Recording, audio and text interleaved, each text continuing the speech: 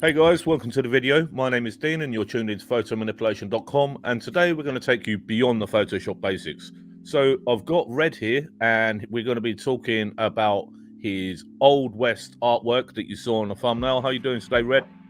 I'm doing good, thank you.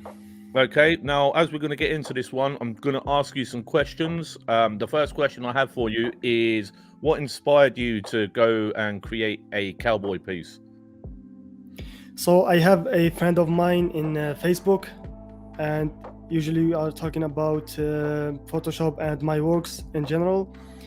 And he was telling me about his ideas, and he told me that you should do a Old West work where there is cowboys chasing a train, and I just liked the idea, so I went for it, and that's the result you got there. Oh, that's cool. And was this inspired by the video game Red Dead Redemption at all, Red? Actually, it is, because one of the Dead Redemption's pictures as a background, as I did in my ruins video, the speed art, the same technique of getting an image and then blurred it to get the color gradient of that image, and then I start with the work. Okay. I've never used that technique before. Can you just explain a bit more about why you do that? So sometimes you find images on the internet that inspires you to make an artwork because you like the mood of it, the colors. And what some of the artists do is they get that image and then they start sampling the colors from it.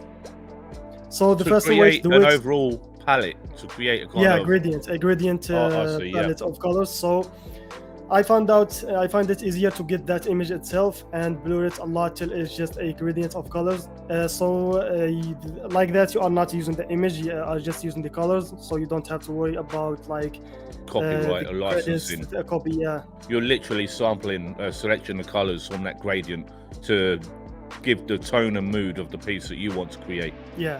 And then from that blurred image, you can go and do the rest of the scene depending on that blurred image. That's cool. It will make it easier for you, I heard you mention the other day that you don't normally do daytime scenes. So how does creating a daytime scene like this differ from what you usually do, your kind of atmospheric nighttime works?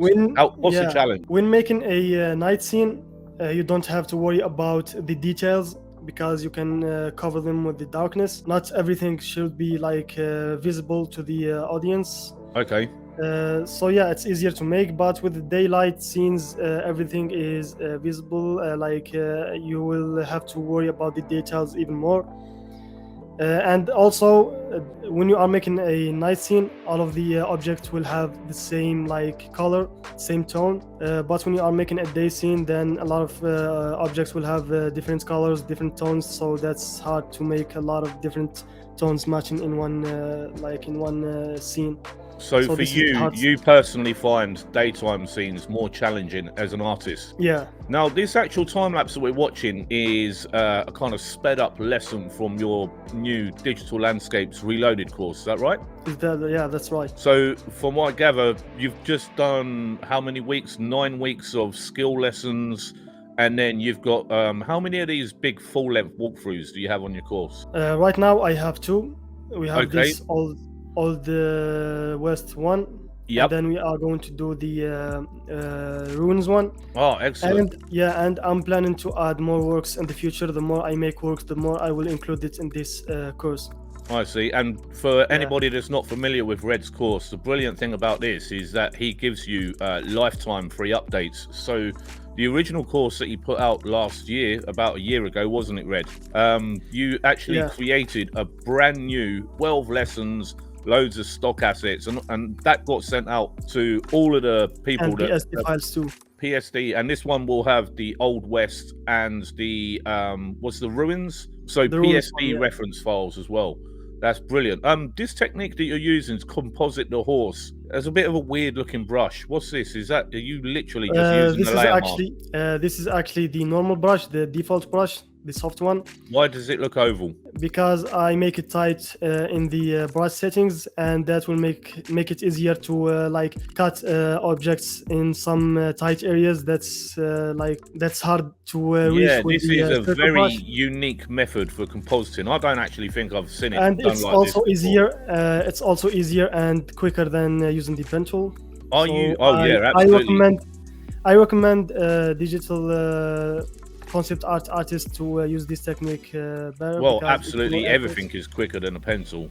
Yeah, You're talking to the pencil guy. I know that. I've got to yeah, the pencil master. Yeah, drastically. This is my plan, my big Photoshop quest for this year. Yeah. I'm gonna try and ditch my pencil approach. I know it's unique because no one else can do it the same way that I can, but I need to be able to create artwork faster for this channel. So I'm going to try and copy Imad Awan's style. I think I'll be able to get my head around that. More so So you than are planning to Haze. use the Wacom tablet? Yep.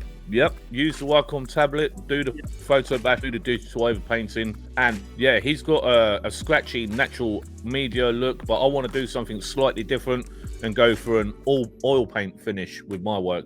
What do you think? Like that painting effect at the end? Yeah, I like the oil paint effect. I don't think many people do it really well, and I want to be the guy to really figure it out and do well with it. Yeah, I think this is the idea about the concept art, is like it's a mix between the photo manipulation and photo bashing and digital painting. Yep. So you are using all these fields in one artwork. So this is my goal too, is to make all my images look like it was painted, just like Imad Awan. So yeah, I recommend you to learn that.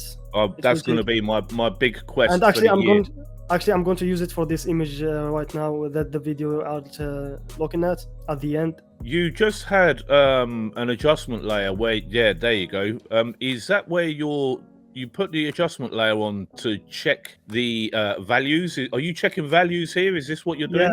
Yeah, that's right. I'm using See, I am learning. black and white. I'm using a black and white adjustment layer at the top, so I can see the objects in black and white vision. And what is it that you're looking for when you do this? So you've done the adjustment layer, the image is black and white. What are you actually looking for when you do this? When you are fixing the values, you want to see the image in black and white, because values is all about the how much bright and dark your object is. Yep. And if you have colors shown in the image, then you can see the values better. So I recommend using the black and white adjustment layer, so you can fix the values more accurate way, so the colors don't mess with your eyes, and yes, the colors will affect the values too. So yeah, this is why I use black and white adjustment layer at the top. And Clinton Lofthouse uses. Actually, I have one other tip too. Yeah, go for it, man. When you are using a black and white adjustment layer at the top and you are fixing the values, I recommend you blur your eyes. Okay, yeah. Blur your eyes so you can see the objects in a simpler vision, so you don't see a lot of details. You only see how much bright that object is. I learned that I can actually do that without blurring my eyes, because I'm actually blind in my right eye. They cut the lens off it when I was 11 years old because I was in an accident. So that eye, when I go like that, everything is blurry. Me too. My both eyes, I look like 3 out of 10. Oh, So, okay. Wow, I didn't know that. Yeah, my vision is weak. Do you wear contact lenses or glasses when you work? I have glasses, yeah. Ah, okay. I've never seen you wear them. I don't. Ah, so these mountains at the top here, you've got a big kind of gap in the middle there. What do you intend on filling that gap with? Actually, filling that gap, I just used a simple brush. I simpled a color from the mountain, and there we go. That's it. And because that area is it's just a simple obscured paint. by atmospheric haze, you wouldn't be able to clearly see all the detail. The foreground elements are the this is the role of fixing the values. The object that's further from the eyes or the camera. Yep. The more further the object is, the more it will lose details, and the more it will lose contrast. So you don't have to worry about the details. You can just paint them with a simple brush, because as you can see in the mountain at the back, you can just only see some of the details at the top areas. Yep.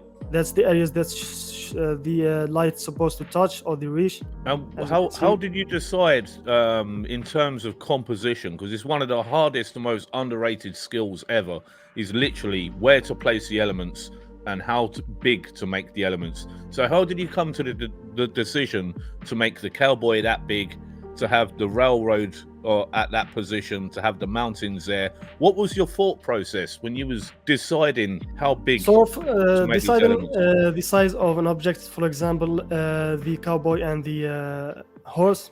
Yep. I compare the legs of the horse with the plants. Oh, okay, that's a good trick. Yeah, I usually use reference images, like I go to Google and I research, for example, horse on a field of grass or something like that, and Okay, yep. I see how big that horse comparing to the grass, and then I decide how big the horse in my artwork is going to be. And how did you come to the decision to place the railroad track there? Do you have any pointers on how? Yeah, how you so choose position things? I used the rule of thirds to place both the train and the mountains and my cowboy. So the rule of thirds is just 2 lines on the vertical perspective, Yep. and 2 lines in the horizontal one. Yep. And you are supposed to put your model in where these lines cross. Yep, and intersection. Yeah, and if you are working on the landscape, you might want your ground to match the line at the bottom. Because I'm And looking at that railroad, that is on the bottom third horizontal Yeah, line, isn't it? And that's exactly. kind of filling in for the horizon line, isn't it? Yeah, it's just following the lines of the rule of thirds. That's cool. What was the method that you used to create that cast shadow on the top of that train? First I added lights. Yep. I add a mask to that light, and I painted black on the areas that I want that light to not affect, and in that way it will look like it's casting a shadow. Oh, okay. Yeah, that's cool. Here I'm using the transform tools, horse Yep. shadow. Ah, using yeah, the that's an watercolor. old trick. I remember that one from Yeah. way back in the day. It's a good trick. It's a good Yeah. shadow trick. I think I've actually done a video on that exact technique. Guys, if you are getting Yeah, value, you did. Yeah, actually you did. Yeah, I remember. that. guys, if you are getting value from this video, please do give us a like or subscribe. It's free, easy, and really supports the channel. I like the way that you're transforming and editing the shadow. You're taking it to the next level and getting it to conform. And I'm assuming you'll apply some kind of blur to this afterwards, Yeah, or will you leave it sharp? sure, because as you know, shadows, when they get further, they will get blurry. Yep. Ah, what was the technique that you used there with the pins on that blur? What? Ah, you're adding some so I color used- information to the shadow as well. Yeah, so I used the iris blur, Yep. and I add point with 0 value on the areas that I want to be sharp, remain sharp, and the further areas I add points, and I set the values to like 8, from 8 to 15. Okay. And then when I guys, set the shadow, I Yep. I click Control and I select it, and then I add a exposure adjustment layer, okay. and I make it darker, and then I add a color balance adjustment layer, and I clip it to it, and I add the color Ah, of the so it shadow. was color balance that you Yeah. used. Yep. Guys, if you feel like this is going too fast, this overview, this is actually a fully narrated lesson on Red's digital landscape course. It's currently on week 9. This full-length walkthrough will come out next week. The next one, what was the second full-length walkthrough? It's going to be the ruins. The ruins. It's a work that I did a speed art in the channel, so you can Okay, check it that's out. cool. Yep. So I'll put links to that one in the description. And then the week after this one comes out, we've actually got loads and loads of really cool PNG stock assets. So we've got trees, shrubs, flowers, grass. I'll flash up a lot of the assets that will be adding to Red's course. So you'll be getting those skills lessons, full-length walkthroughs, and all of the PNG landscape accessories. Red, you've yet to do an artwork with our new accessories, have you? So, have you got any notice right plans? here that actually now I'm using the painting to add more details, as you can see, on the horse tail and the model hair. Right. And I'm using a tight brush for that. Actually, I'm using the mouse too. I'm not using any graphic tablet. I was going to ask, Red, have you had do you have any plans on creating an artwork with the new PNG tree assets that we're putting together? Yeah, of course. So yeah, and I actually I wanted to use that trees on my Fairyland. Okay. Yeah, but it was not ready by then. But they're there for you to use on future artworks. Actually, I have I'm a really lot of- interested in seeing what you'll do with those. I'm working on a Japanese theme artwork, and I'm actually going to use that trees. Oh, for lovely. Sure. Yeah. And it's not just trees. We'll have shrubs, grasses, flowers, all Yeah, sorts. As well. plants, It's all of going to be that. a really fun collection. But yeah, there's going to be a sample pack of those included with Red's digital landscapes reloaded. And this one's really coming together now. You've got the bulk of the compositing and the processing done, and these are kind of like the final tweaks and amendments that you're doing right here. So right here, I'm like fixing more values because Yep. when I am finished with the image, I go back and I start to fix some values, fix some colors. Here I'm adding smoke using a bar smoke. Okay. Yep. I get you. When I finish with the color and the values, I start working on the atmosphere, Yep. adding fog, smoke, that type of things, just to add some realism and some moodiness to the artwork. Yeah, it really does help, doesn't it? The Yeah. kind of smoke. And I'll tell you something that makes things look really realistic and tactile is a small kind of specular light reflections. When the light, the small sharp kind Yeah. of highlights that you get on things, especially if an item is wet or glossy, you can make it. That's also a thing I covered in my new landscape reloaded course. The light and the reflection light and the bouncing light and all of that. I'm So going if to you be going through your course and taking all of the lessons because, like I said, I've got a quest this year. I want to change my art style. I want to be faster. I want to Yeah. put out YouTube because all of my time at the moment is just editing videos and managing the stock website. But, you know, I'm an artist. It feels weird that I'm not doing art. I want to get back to doing art and showing the world what I can do. I know how that feels. Too much admin. And at the end, I add some camera raw filter that really helps. Did you say raw filter? Camera raw? Camera raw filter, yeah. Yeah, it's one of my fix favorites. The colors, I love it. The colors, add some clarity, add some sharpness. And I never use that color grading wheel. What does that do? Oh, you should use it because it's the best color gradient. Color grading technique there is Really? in. I've never ever used it. So what I do is I bring the image and I zoom out to have a like smaller preview of the image, and I use the three wheels to like find the best color grading for it, and then that's it. It's very easy to use and it gives you the better results. Excellent. Well, that was a brilliant time lapse. Really enjoyed watching your workflow. I'm really looking forward to getting my teeth into the main lesson. But that will do it for today, guys. Thanks for dropping in, Red. No problem. Yeah. Thank you for having me. And that's a wrap, guys. That'll do it for today. Catch you at the next one. See you then.